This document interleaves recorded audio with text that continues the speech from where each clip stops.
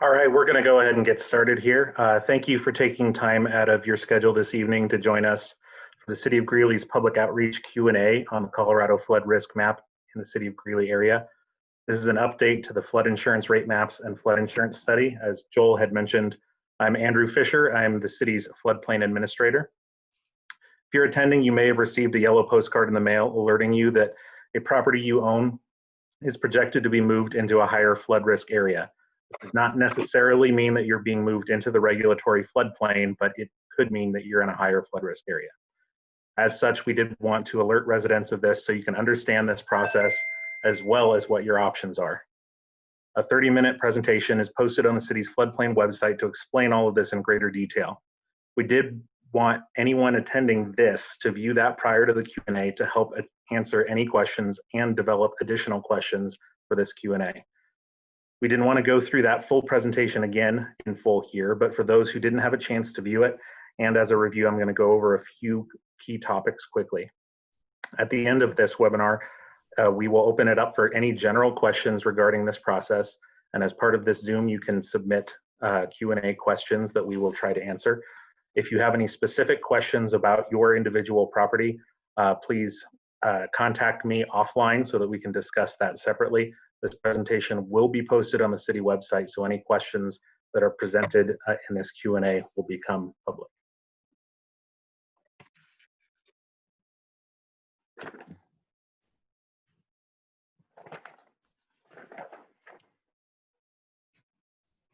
So what is happening here? The floodplain risk maps are changing in northeastern Colorado, and in Greeley, specifically, that means the Cache La Poudre River. New preliminary flood risk maps were published in September for the 100-year flood. There's no new regulations on the books due to this, but some properties will be mapped into a new flood risk zone.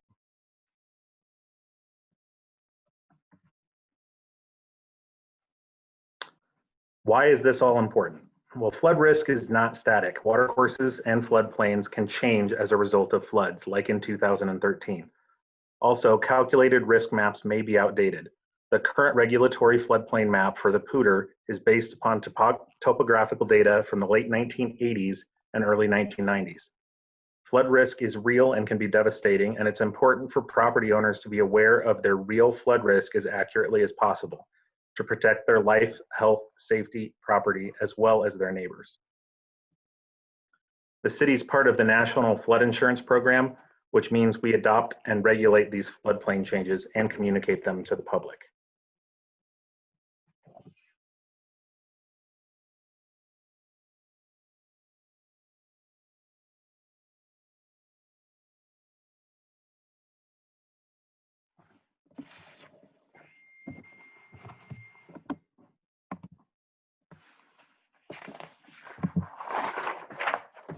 The NFIP is a voluntary program with incentives that allow homeowners to buy flood insurance and provide these flood risk maps. It also makes the city eligible for disaster relief and mitigation grants. It's managed by communities and enforced by mortgage lenders.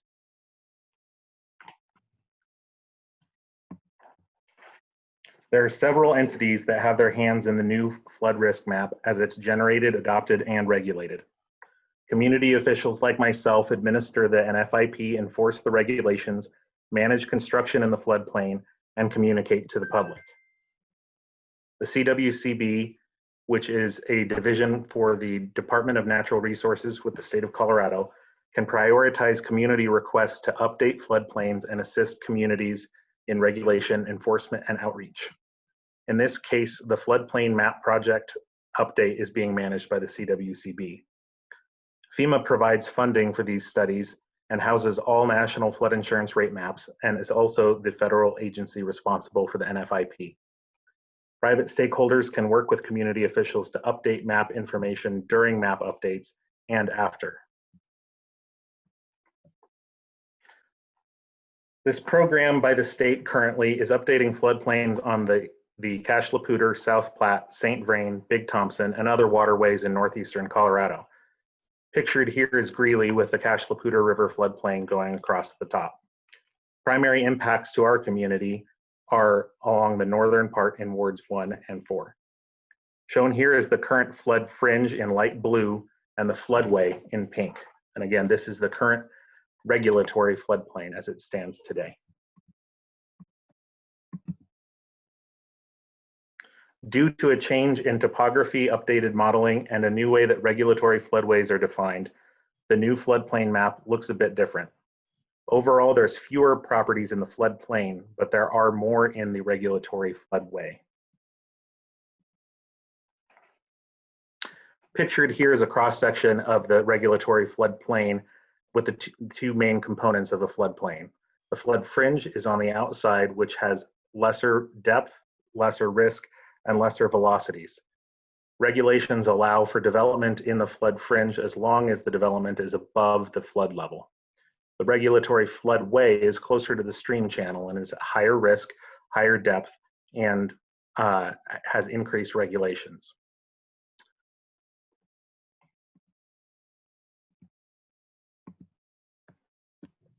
So how did we get to this new map? The project actually started back in 2010. New topographical data was taken after the 2013 flood, which was then supplemented with ground survey. Flow rates were calculated for the 100-year flood, and hydraulic models merged the topographical terrain with hydrology data to show how those flows move throughout the floodplain. Then flood maps are produced. This was all published in September, so the city's been a part of the technical review all along the way. What does it mean for you? If you are a property owner that received a postcard or are near the floodplain, there are many resources available for you. The City of Greeley has debuted a new floodplain webpage at greeleygov.com/floodplain.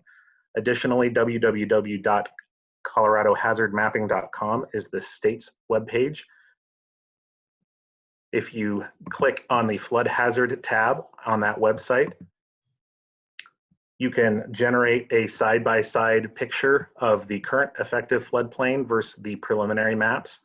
That can be done through coloradohazardmapping.com. Can also be done with FEMA's GIS portal, which is listed right there as the URL. Pictured on the right is a before current effective floodplain and the preliminary risk map for the Rodarte Center. Can results be changed if we don't like them? Technically, they may be if you have a technical proof.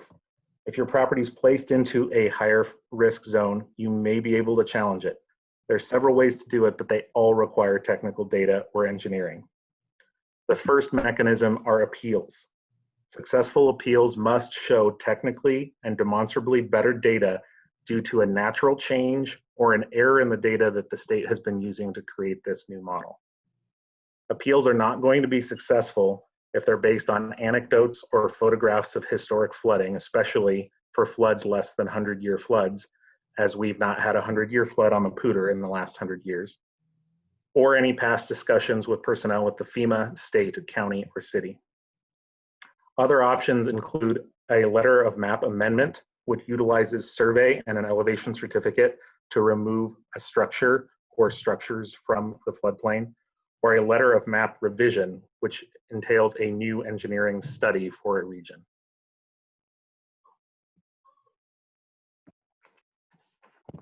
The schedule going forward shows about 4 months from preliminary release for a 90-day appeal period. As previously stated, the preliminary release was in September of 2020, so that puts the appeal period from January to April. I did confirm with the state this morning that that's the anticipated schedule for a 90-day appeal period for these maps. This further puts adoption of the new maps in spring of 2022.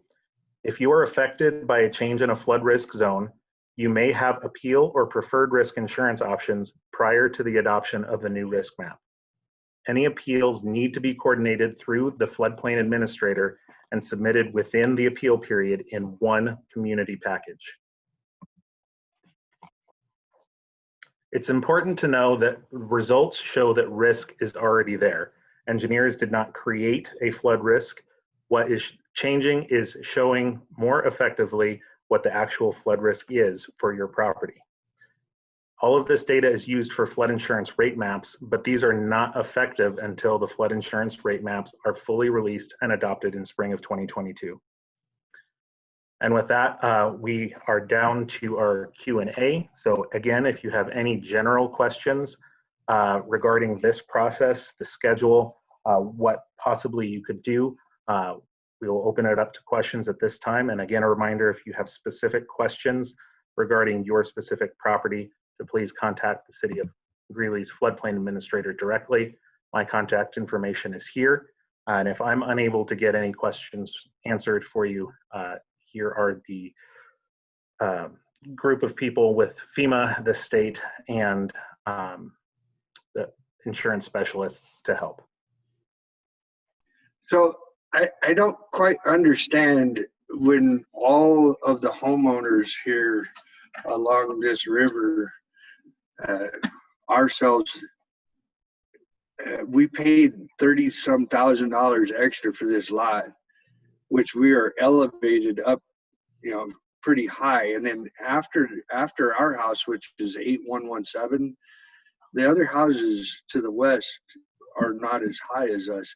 But my question to you guys is, why is the floodplain being changed only 4 years after this community has been built?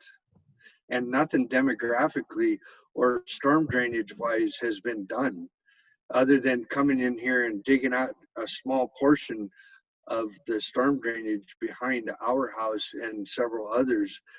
That's the only thing that's been done. And I was informed that that was supposed to be done on an annual basis, which it has not been done for 4 years.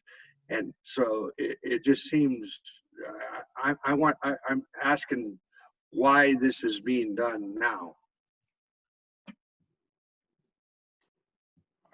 Can you hear me? Yeah. All right. So this study is independent of anything Greeley-wise. This is a statewide study that has been initiated by the state. The Cache-la-Poudre River study, even though we had a new floodplain become effective in 2016, that study was based on data from the late 80s and early 90s. So it's badly out of date and utilizing modeling methods that are out of date. So this study actually started in 2010, well before your development had started, and it was initiated by the state. It's the contractor that is being utilized by the state of Colorado, AECOM, is doing this study on hundreds of miles of floodplain, not just within the city of Greeley. This is not something that was initiated by Greeley, but it is something by federal regulations that we do need to adopt. Okay. And the changes that have occurred are certainly independent of that development. I do understand that the residences in that neighborhood have been elevated above the floodplain. Some of those residences have received postcards saying that they are being moved into a higher flood risk area. That does not necessarily mean that they're being moved into the 100-year floodplain. They may be moved into the 500-year floodplain. And we decided to be inclusive in sending postcards to any resident and property owner who's being moved to an area of higher risk, because we believe that that's something that property owners deserve to know, that they're at higher risk than maybe they had realized when purchasing a home. And also to give the opportunity to purchase flood insurance, even if you're outside of the floodplain, to protect your property. Yeah, I understand that. And that's why, because I'm on the architectural committee here on the HOA, I'm trying to get answers for some of the people in our community.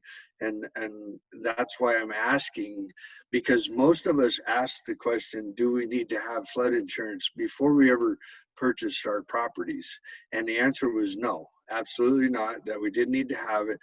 And then when we see these cards come out, it gives everybody this anxiety of worrying about whether they have to have it or not. And I don't want people to have to go take flood insurance out on their homes when they don't really have to, because this is a retirement community on mostly fixed incomes.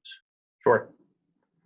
And I would urge anybody that has a specific question about their property to contact me, and or utilize those two portals to enter your address and see whether you're actually in the 100-year floodplain or not. In the neighborhood I believe you're speaking about, all of those homes that have been constructed in the last 2 to 4 years should still be out of the 100-year floodplain and not require any flood insurance. Correct. And the one other question that I have, and this might be back towards the city as well, is there something that they can do with the storm drainage directly behind our homes that would alleviate some of that new floodplain mapping that you have? You know, unfortunately, a riverine floodplain is based upon all of the water and flow and snowmelt that comes from the entire Cache-la-Poudre Basin up into the state of Wyoming and Rocky Mountain National Park. And all of that flow comes down through the river, through Fort Collins, and comes towards Greeley. There's not really anything local drainage-wise that would be done to alleviate this, aside from elevating the structures, which have already been done. And or keeping the storm drainages cleaned out. Correct? The maintenance of storm drainage facilities is certainly something that we are responsible for and care about, but that would be independent of anything that would be reflected on a flood insurance rate map. That's a much smaller issue in the world. Yeah, smaller scale. I understand. Okay, well, I appreciate your time. Thank you. Thank you. Anybody else has questions too, if you want to do the raise your hand feature, I can promote you up and you can ask your question as well.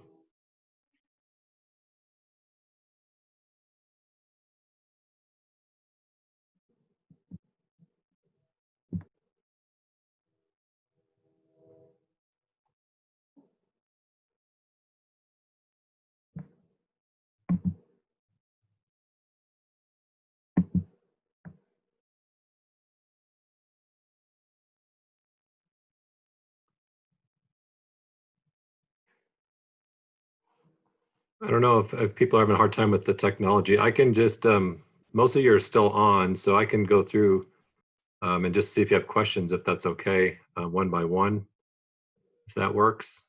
We want to make sure people get an opportunity to ask their questions, so I will just go through that one by one, if that's okay. So we'll start with TJ. Let me get you unmuted here.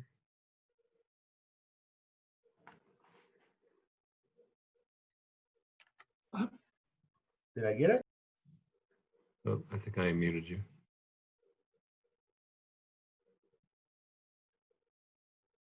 How about Tim? You're unmuted. Oh, I got Tim and TJ. TJ, how about you go first? Okay, actually, this is Mark Taylor, Ellis Taylor and Duke. How are you today? Oh, good. How are you? Good. I'm here with Mike Bliss. So, Okay. Mike, did you have any questions you'd like to ask? Well, yes. How was we have a full topographic survey of the recent work because we were annexed into the Greeley from the Weld County. Microphone's on top of the Oh, okay, excuse me. When did we annex that? That was 2-3 years ago. Yeah, so I'm wondering if they have that data. Do you have that data? The LIDAR topographical data that was the basis of this floodplain risk map, it was initially initiated back in 2013. I know that they have flown some data in 2015 and 2018, but nothing more recent than 2018. And unfortunately, just based on the way that this works, putting in new man-made material after preliminary or really in the last couple of years is something that is not an error, it's just kind of mistimed. But if you do have different topographic data and structures that are elevated above the base flood elevation, that's something that we can talk to the state and see what could be incorporated. It may require a letter of map revision if you want to get removed from the floodplain. But these sort of specific questions, yeah, if you have specific questions on that property, we can look at that. And I would certainly welcome a phone call or a Zoom meeting we can look at that and schedule a meeting with the state to see what options there may be. Okay, But, that's fine. Thank you. Sure. But yes, for the full group, yeah, that's one thing that's difficult to understand a little bit is at some point they have to cut off when they're collecting the data to be able to move forward with the additional hydrology and hydraulics and mapping, which do take several years. So the primary source of all that topographical data is 2013, which is a great improvement over 1988. Okay, Tim, you want to ask your question? Do you have one?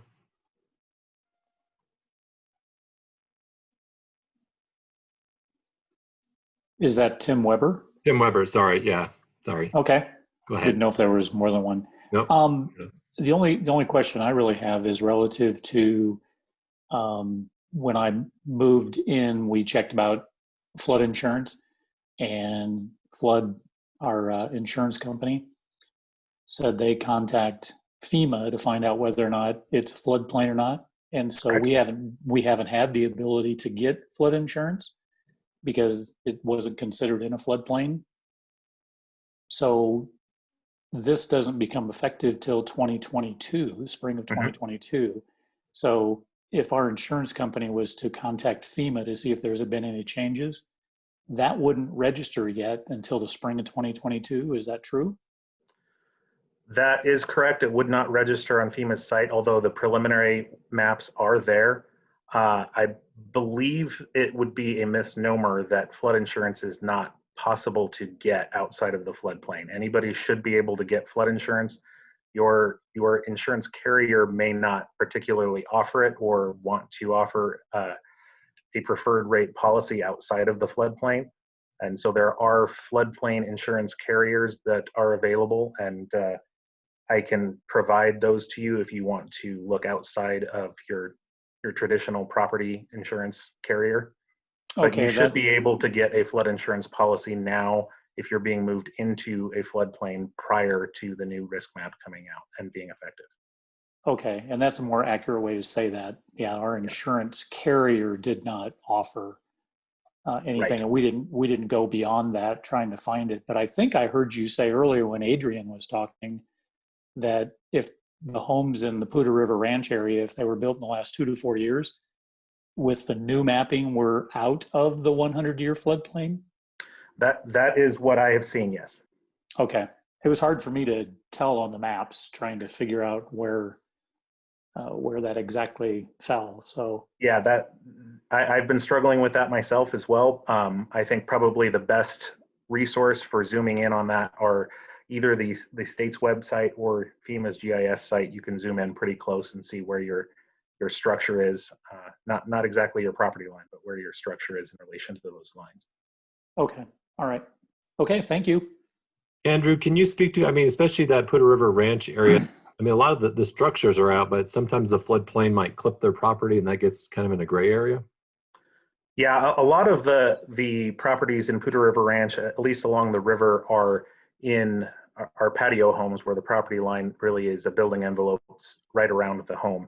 But the floodplain, as it has changed around Poudre River Ranch, is very, very close to the actual neighborhood and HOA property line, which in many places is just a couple of feet beyond the back door of many of those homes. And that's really why we wanted to send those postcards out to those folks, even though they're not being pushed into the 100-year floodplain requiring insurance.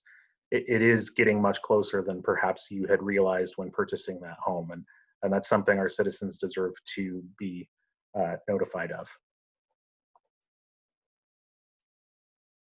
Next, I have Sid.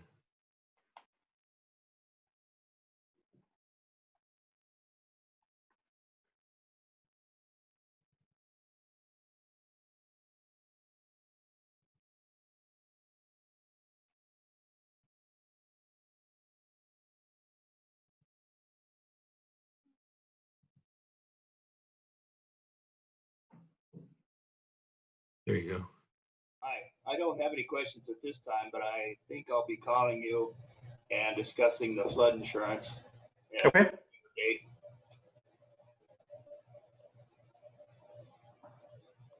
Okay, thank you, Sid. Thank you.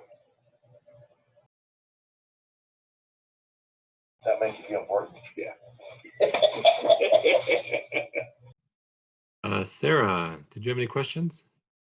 No, I think we're good at this point. The maps are reasonably understandable, and I think if we have any further questions, we'll reach out to you.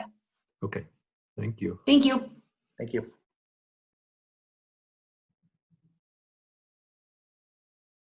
Bill, did you have any questions?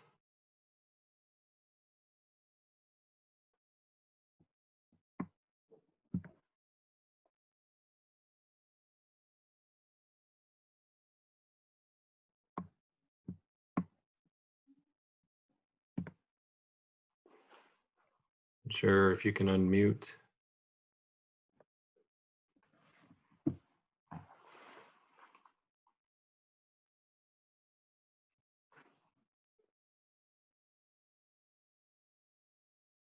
There you go. I unmuted, Good evening. but I do not have any questions. It was a situation that we are concerned with Poudre River Ranch HOA because we sit right down on the river, and then there's also a section over on the meadows, I believe, that got the postcards also. So these are the concerns that we have, and I guess I don't think any of us have enough knowledge right now to ask any intelligent questions, but we will definitely keep our homeowners involved and informed, and appreciate any help that we can get from you guys as we move forward on this. Yep, it is kind of confusing, so we are here to help you out and work through some of those questions. So please reach out if you do. Will there be any additional surveying done for the property lines? Does that have anything to do with what we're talking about today? If you're speaking about River Run at Poudre River Ranch, that is something that's planned, but that's not related to the floodplain issue. I didn't think so. Okay, we're waiting for it. Thank you. Thank you. Next, we have up Arla.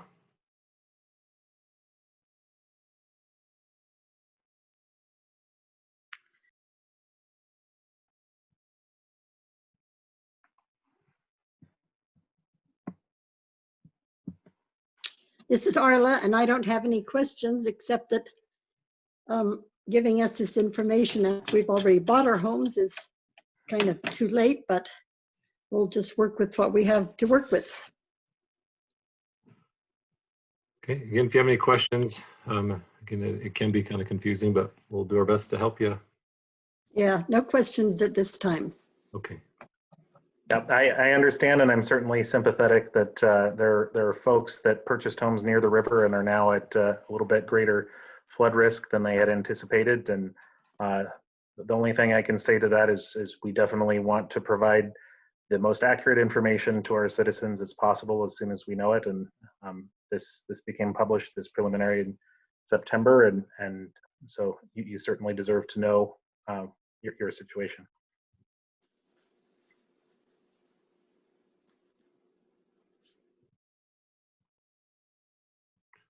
And the last person I have is somebody on the phone, possibly here. Sure if this person has any. 371-2447.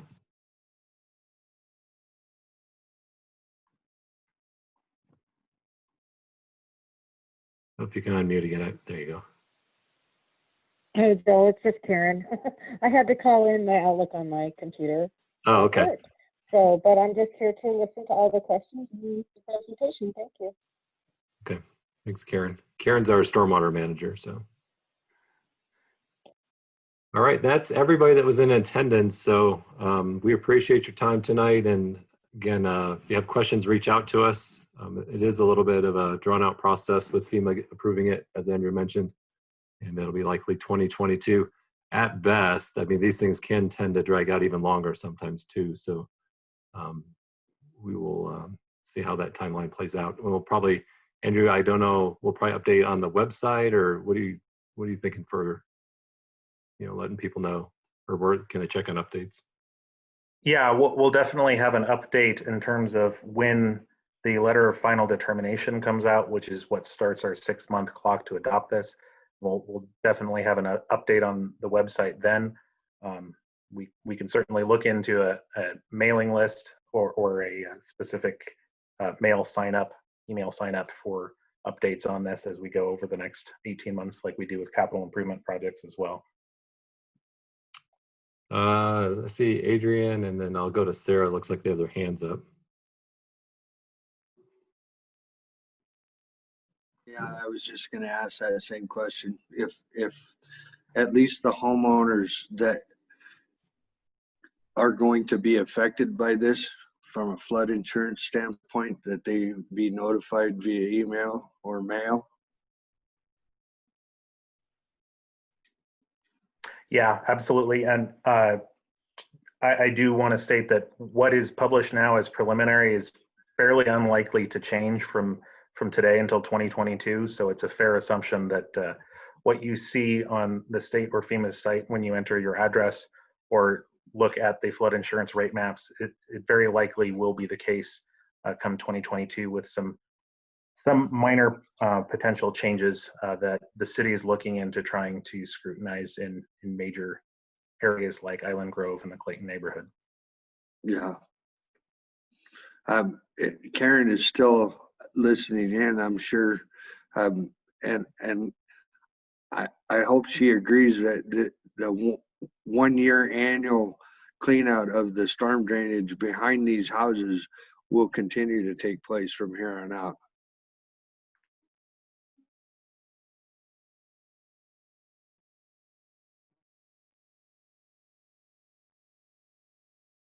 Hi, this is Karen. So, in addition to that, we're looking at doing some additional work out there to make some of those infrastructures a little bit better, maybe clean them up. Yes, absolutely. We've had good communication with your HOA, and we're certainly here to be an assist to what's going on along with the maintenance of your HOA, et cetera. So we appreciate your communication with us, and we'll continue to keep that open. Yeah, I just want to make sure that we keep on board with the 1 year annual clean out and maintenance of this area behind us, just to ensure all the homeowners that everything is being done to the best of the city's ability. We understand completely. Thank you, Karen. Sarah, you had another question? Yeah, should we just send you a quick email so that you have our email addresses for that master email list? And then will this presentation be available for review later? Because I know I'd like to digest, but then review. Yeah, we will be posting this Q&A on the greeleygov.com/floodplain website, where the 30-minute webinar had been placed as well, which has more information than I had presented tonight. And you can certainly view that currently.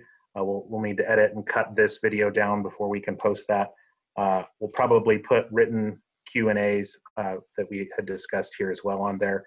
And then in terms of the email addresses, do definitely email me if you are interested in being added to an email list. And one way or another, I will either manage that directly myself, or we will put up a website to cover that. Perfect, thank you.